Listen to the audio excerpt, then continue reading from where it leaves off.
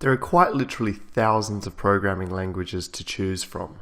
So it's really important, if you're going to get your kids interested and excited in programming, that you choose a language that is at the right level for them, that they're going to enjoy coding in, and that they can start to see results quickly with.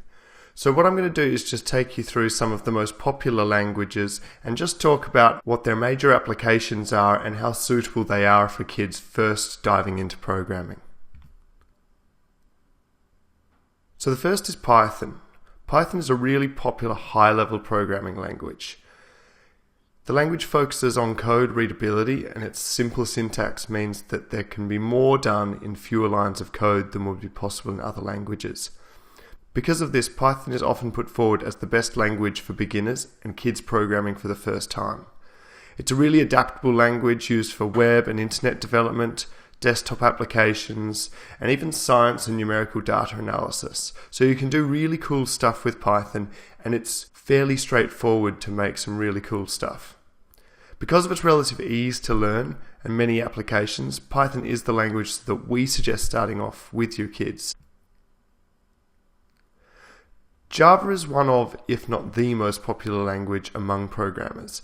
It's a powerful and flexible language created by Sun Microsystems that can be used to create applets that run inside of web pages as well as software applications. Things that you can do with Java include interacting with the user, creating graphical programs, reading from files, and a whole heap more.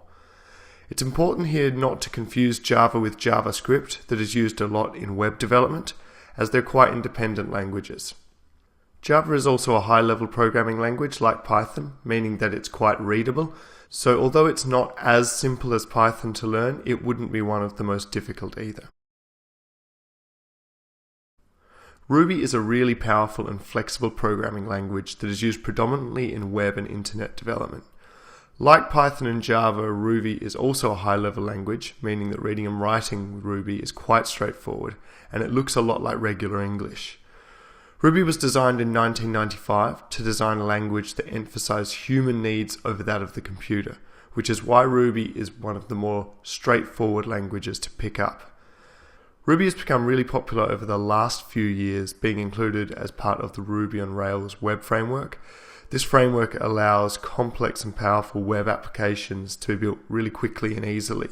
So Twitter is a really great example of a platform built on Ruby on Rails. Really powerful, really doing amazing stuff, and they're able to make big changes very easily because of the ease of the language. Objective-C is the primary language that is used to write iOS and OS X apps. So this is your iPhone, your iPad apps, as well as any applications that run on Apple's main operating system.